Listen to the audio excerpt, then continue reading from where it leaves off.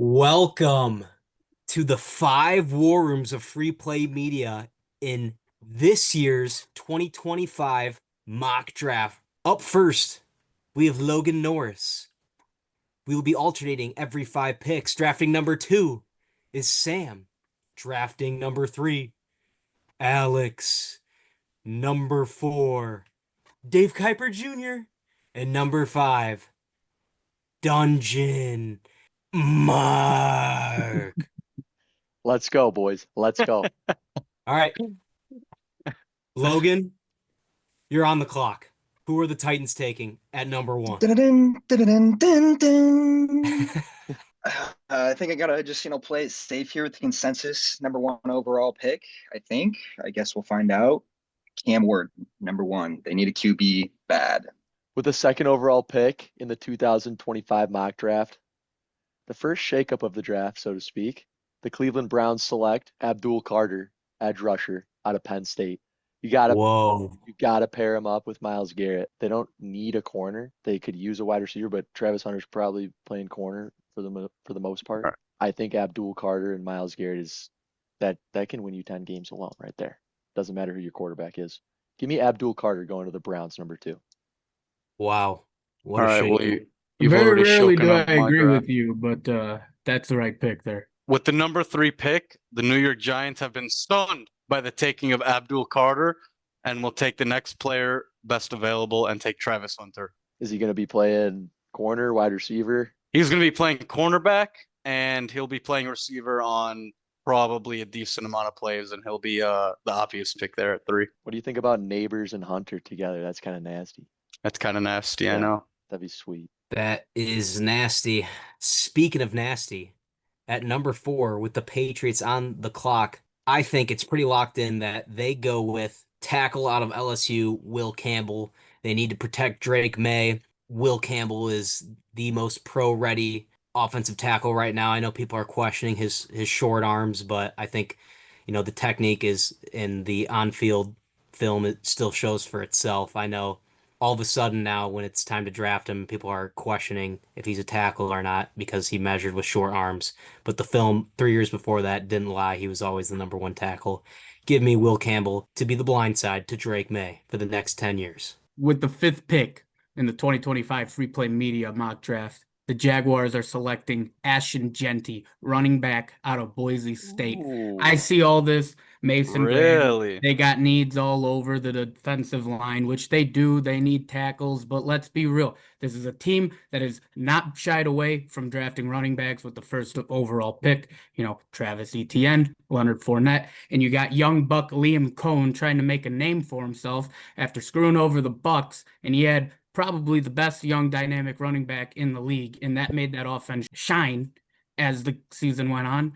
There's no other option for him. Best player available, top 3 player in this draft. You got to take running back, fill the rest of the holes later. Logan, back on the clock with the Raiders, who I think most thought would land Genty, but now you're with a little predicament. Who are the Raiders going to take, Logan? Yeah, that switches things up a little bit, but I think they got a need on the defensive interior, so I think you got to go with the guy on the big board there, Mason Graham out of Michigan.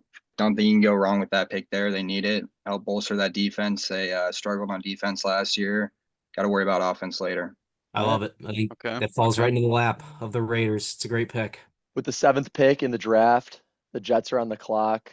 I think they need to take the next best O tackle available. They're going to take Armin Membu out of Mizzou. He's a right tackle, so he'll be opposite of Alu Fashanu, who they drafted last year at left tackle.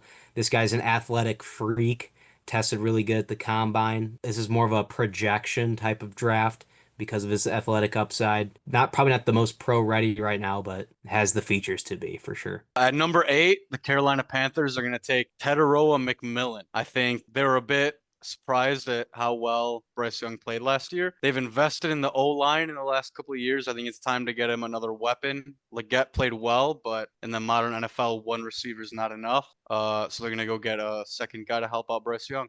Guy's got bust written all over him. Doesn't like watching film. Hasn't spent a day in the dungeon like me. Dave Kuiper Jr. is back on the clock with arguably the hardest pick in the NFL draft because no one knows what the Saints are doing. Everyone's saying, they can go Shador, fill that quarterback need especially with Derek Carr going down with a possible end of season shoulder injury already. So who's going to be playing quarterback for them? Is it Ritter with Jake Hayner also on the roster as well? So people are thinking Shador here. I don't think so. The GM for the Saints, his tenure since I believe the early 2000s, has traded up in the first round 20 times as being a GM and has never traded down. And for 6 out of the last 7 drafts, the Saints have gone either offense or defensive line. I'm going to continue that trend, and I think they take a upside swing here with an athletic freak with minimal production in college. Give me Oh, Shamar Stewart as the pick to the Saints as more of a surprise pick. And I think that kind of puts some relief on Bears fans knowing that they're on the clock, knowing Shamar Stewart is already taken. Chung, Bears. 10th pick in the 2025 Free Play Media mock draft, my Chicago Bears are selecting Tyler Warren, tight end out of Penn State. I think here, Boo.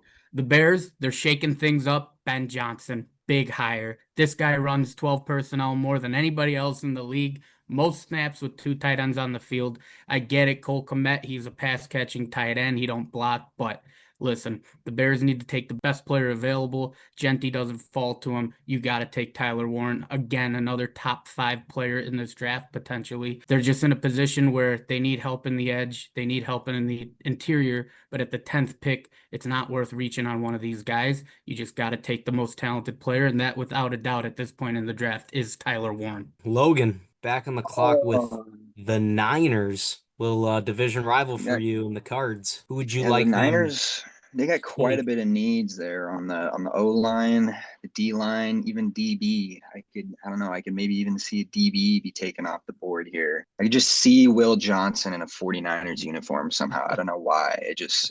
I think he'd wear it well. So I'm gonna go Will Johnson here, cornerback, Michigan. I like that pick a lot. I think he's kind of on track to be either a 49er or a Dolphin. He's more of the perimeter corner, where you can leave him on an island versus Jade Barron's more of that downhill tackler, kind of at nickel. Will Johnson obviously had some injuries throughout his senior year, but if you look at a lot of his junior year tape, he was phenomenal. He has some speed concerns, like downfield speed, but with his size and length and ball skills, he can develop into a monster under that Shanahan team. So I like the pick there a lot for the 49ers.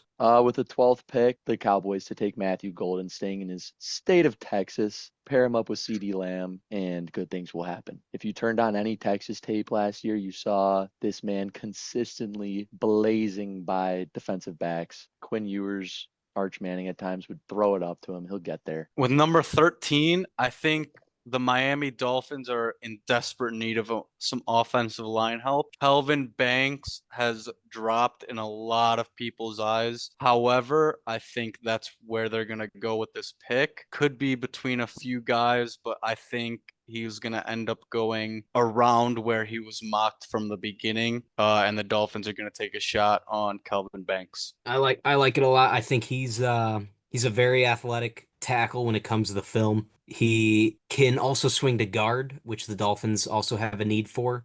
So if tackle doesn't work out, I think he could also be an excellent guard. He's good in pass pro. He's even better in run blocking. I think that's the right pick there for the Dolphins if the board falls like this. That also leaves me with the Colts. And since their possible target tight end Tyler Warren is off the board, I think they take tight end number 1 on my big board, but maybe 2 on most, Colston Loveland out of Michigan. I think this guy is not as good of a blocker as Tyler Warren is, but I think he's a much better route runner, much better hands and catching the football, jump ball. He's not maybe as good after the catch as Warren is, but this guy's more of a receiver, kind of like Kelsey-ish, watered down version. Could, develop into such. But I think if you want to go all in with Anthony Richardson to make sure, you pick the right quarterback, get him a legit tight end. Mo Alley Cox ain't doing it for them down in Indy.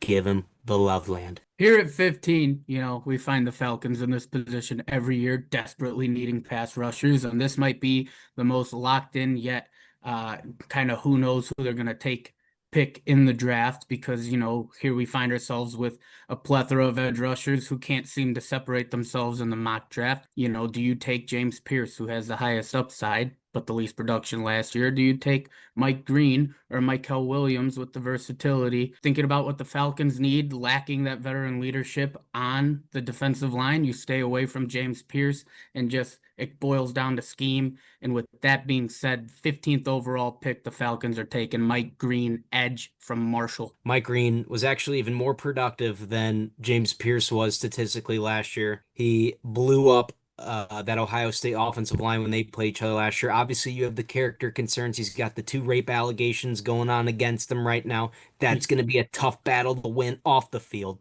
But so does James Pierce. He's got some character concerns as well. A lot of his former coaches have not put in good words for him. I think if everything checks off the field for Mike Green, I think he can be a slam dunk pick for the Falcons here. A lot of comparisons to Khalil Mack coming out of a small school, same exact heights, pretty much almost the same exact weight. The motor is there. The jump off the snap is legit. This guy could be a problem. If he falls to the Falcons and everything clears off the field, this would be a legit pick. Well, Michael that Williams. shakes things up a bit. Pick 16 here for the Cardinals, my team here. I know they've been eyeing Mike Green there, so that could change things up. But you know who is still on the board, which I think would be a miracle if somehow falls to us.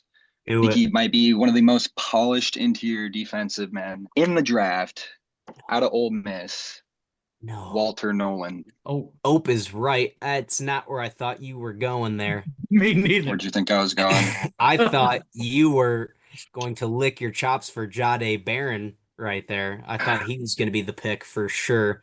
I mean, I wouldn't be mad, but I'd rather see the D line get bolstered up there with Josh Sweat. We just got Calais Campbell too, old veteran there, former Cardinal, mentor him up. But I think that addition there with Josh Sweat would just absolutely bolster the O-line. And, we're getting to the QB a lot quicker, so it's going to help those DBs out. Yeah, and I like it. Walter Nolan has a lot of potential.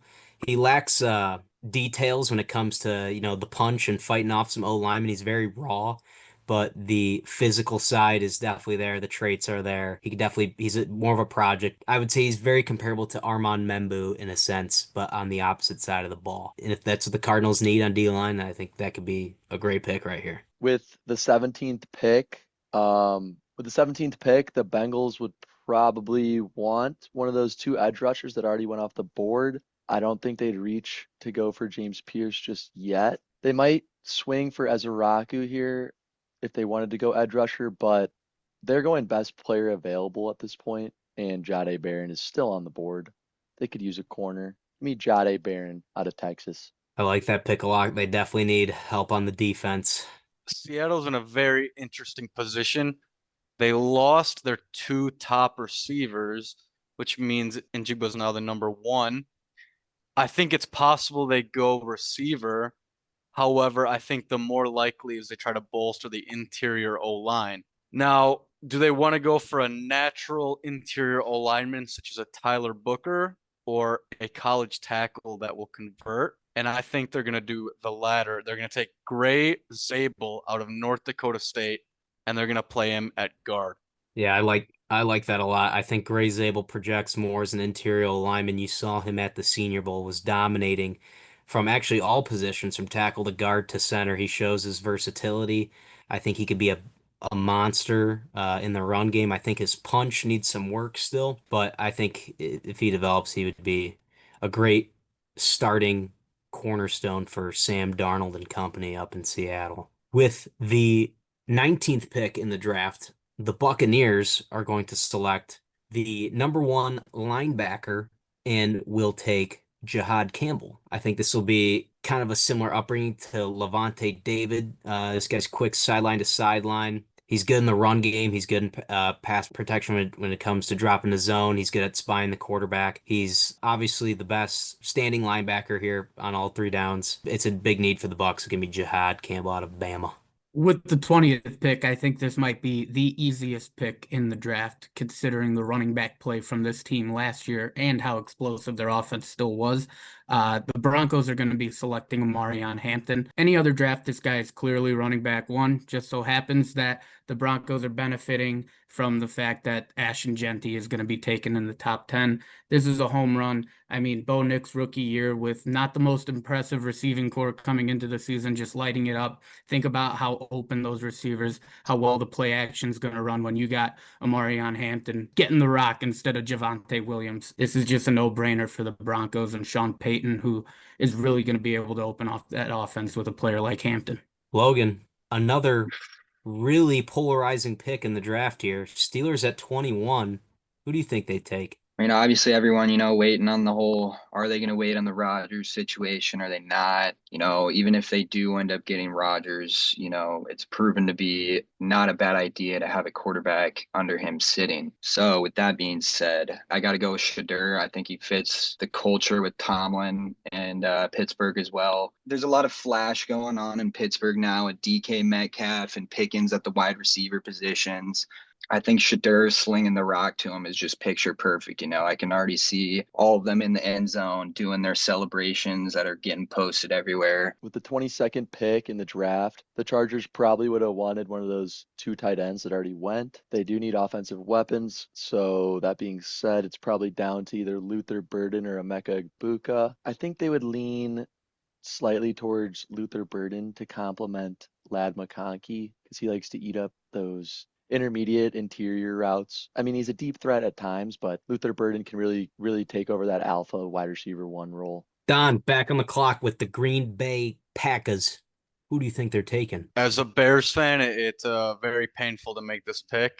I think the Packers fans will be slamming the table for a first-round receiver, but with nobody really jumping out, I don't think that trend will be broken. I think they need some help on the interior defensive line. I'm going to go Derek Harmon from Oregon. Okay, I like Derek Harmon a lot. Very similar to the Walter Nolan pick earlier by the Cardinals. Kind of a wrecking ball in the middle. I think he's a little bit more game ready as Nolan is, but not the same upside. The defensive line for the Packers seriously needs help. You could have gone, I think, anywhere in the D line would be acceptable. Good pick. I think Packers fans will probably be upset, but will end up being happy by the end of this guy's tenure in Green Bay. But hopefully not. Dave Kuiper Jr. on with the Vikes, and I think this one would be a no-brainer if he fell into the Vikings' lap, especially with some of their secondary leaving in free agency. Give me Malachi Starks for sure. This guy obviously was super highly projected going into last year's college season. Fell a little bit, was exposed a couple times on tape. The play on the ball is excellent. His tackling and game speed needs a little bit of improvement, but in that Brian Flores defense, I think this guy can be schemed properly to just be a beast for the Vikings. I think this is just one of those guys that just falls into the mid-20s and people just start overreacting because he was initially good and for some reason falls. I think this would be a home run for the Vikes. Chung, do you agree? And who are the Texans taking? I do agree. Malachi Starks is an absolute ball hawk. This guy will be coached up well by Brian Flores, and it's the most exotic defense in the league. So you can hide his flaws and, accentuate his strengths. But with that being said, we all saw it last year. The Texans really need some better play on offensive line, kind of across the board. But now with no Laramie Tunsil, you really need to find that cornerstone tackle. And I think arguably the best talented tackle in this draft is Josh Simmons. People are quick to forget how good he was 2 years ago in college. I mean, he is an absolute stud. I get the health concerns, but again, another no-brainer. You just got to take the risk on him with his health. He is, upside-wise, the highest ceiling tackle in this draft.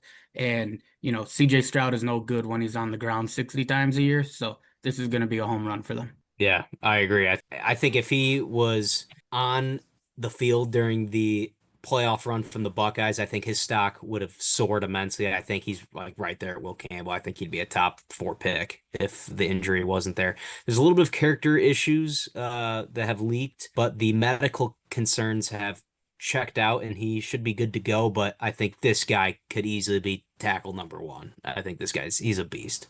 I think in terms of potential and talent, he is better than Will Campbell. It's just whether or not it pans out. He is an absolute dog, and to get him at 25 is ludicrous. Rams had a good solid young defense on the uprising right now. I think they're going to keep adding to that defense and bolstering the defense in the NFC West there. I'm going to have them taking Trey Amos out of Ole Miss, cornerback. I think cornerback is a position of need for the Rams. Amos has definitely been getting some whispers for late first round.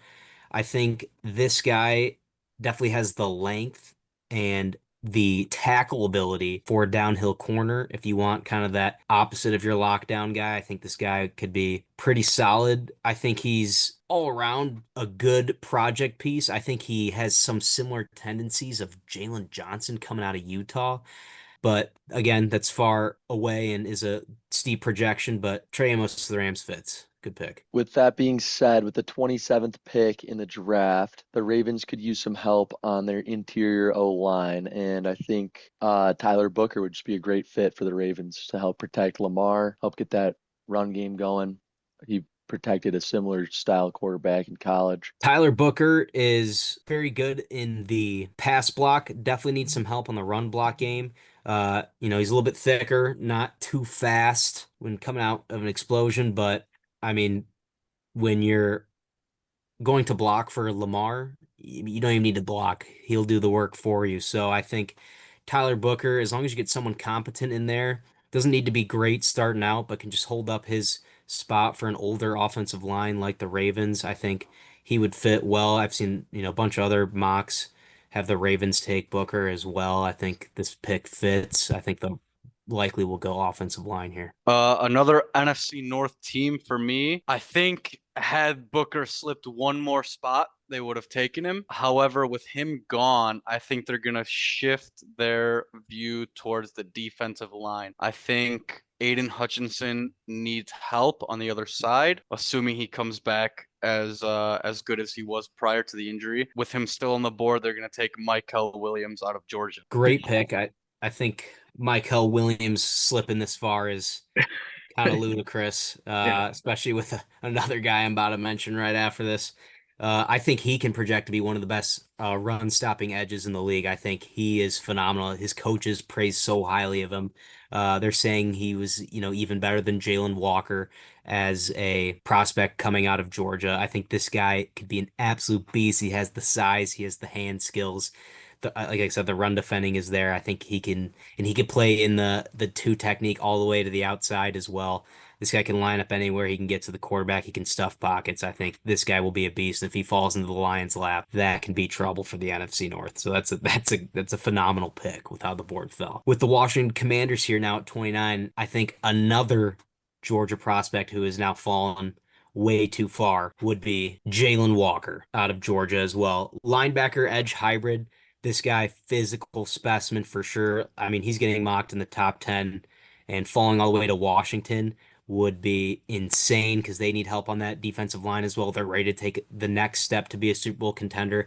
I was leaning Donovan Ezeraku here. I think he would be also an excellent edge prospect. I think Ezeraku, he's one of my top defensive edges in this class. And I was also thinking maybe Travion Henderson here to kind of jumpstart that Jaden Daniels backfield, which could be super exciting if, Jalen Walker or another elite edge prospect wasn't here at 29. But let me get Jalen Walker. I think he's an excellent run defender, can blow up and set edges. I think that would fit Washington really well. Give me Jalen Walker for Commanders, and thank you. Yeah, and here at 30 with Buffalo, I think everybody knows they need secondary help. And I think they'll be kicking themselves if Los Angeles takes Amos as Logan had him. But with that being said, I still think their hand's a little forced and you have to take the best corner available. And in my opinion, here at 30, the Buffalo Bills will take Maxwell Harrison. He's pretty raw. But goddamn, this guy is the fastest corner I've ever seen on tape. He can fly, and he's not a great tackler, and he's not a great primary zone corner, but you can teach those things. What you can't teach is how to fly with these incredible receivers now. And when you're playing Kansas City every year in the AFC Championship, to have somebody who can go on an island with a Xavier Worthy, you're going to have to coach them up. But they have a rock solid defense. They need a corner. And I think at this point, you just have to take the most talented one available, and that'll be Maxwell Harrison. I think first round would be a little bit of a reach for Buffalo here. I think with how the board lies, I think they'd go defensive line. I think they'd bolster up an edge again to get to Patrick Mahomes. If I were to go corner, I'd probably go either Siobhan Ravel, more of a project, lengthier corner out of East Carolina, or someone who I think would be more pro ready, be Azaria Thomas. But Harrison definitely has burners, can definitely develop into, someone locked down because the speed is there. But not who I'd pick. Not who I'd pick. But All he's missing is length, man. You can get around that when you can fly. with Pick 31 here for the Chiefs. Being realistic here, the Chiefs will probably trade out of this pick, but that's not what we're doing here. So they got some needs on the offensive line. I think just looking off who's still on the board here, tackle and guard wise, I think it's a no-brainer. They go with Josh Connerly Jr. out of Oregon, tackle. Pretty big guy. He's a good zone blocker. I think Josh Connerly would be the right pick here. His stock dropped a little bit when Mike Green absolutely blew him up at the Senior Bowl in the one-on-ones. Chiefs obviously desperately need offensive line help, especially after getting rid of the team's arguable MVP in Joe Tooney. So I think offensive line's the right pick here. I think Connerly's the best one on the board right there. Good pick. All right, that leaves the 32nd and final pick of the first round. The Eagles could use some help in their secondary, specifically at safety. And there's two really, really good safety prospects still available here, so I think they could hit with either of them. I personally like Xavier Watts better, but I could see the Eagles drafting the bigger, stronger guy out of South Carolina. I would lean towards the big guy out of South Carolina, Nick Emenworry. He's a freight train coming right down at you. I think the Eagles would benefit from having that and that sort of size back there roaming around. So give me Nick Emenworry out of South Carolina. That's a good pick. I mean, Nick Emenworry scored a 10.0 on his RAS report card from the NFL Combine, making him the most athletic safety to test of all time. This guy's a freak. Good ball skills. I think he definitely needs some development in the run stopping game, but obviously, you're drafting this guy as a project and could be an all-time safety if he, pans out that way, especially ending up in Philadelphia. Like, it's almost like, God damn it, the Eagles are getting one of these guys again type of feeling. So I think this is a good pick. This guy's got tremendous upside coming out of South Carolina. And I was just going to touch on some of the guys who could easily go first round that we missed. I think Donovan Ezra, like I said earlier, I think he's a lock to go first round. I think he's a beast. I think he could actually go higher in the draft. Emeka Egbuka, he's a great guy off the field, I've heard. I think he can be actually a wide receiver one. I'd like to see him probably go to the Chargers, maybe if they don't go D-line. Could definitely be a Packer. I think that guy is probably going to be a first rounder. Kenneth Grant, I think, is also going to be a first rounder as well. James Pierce Jr., no one knows. He's a total wild card, but definitely could be a first rounder as well. And then after that, a lot of these guys that are still on the board are, more of second round projections. So besides teams taking big swings, I think we pretty much hit them all. Let us know what you guys think down below, and thank you for watching.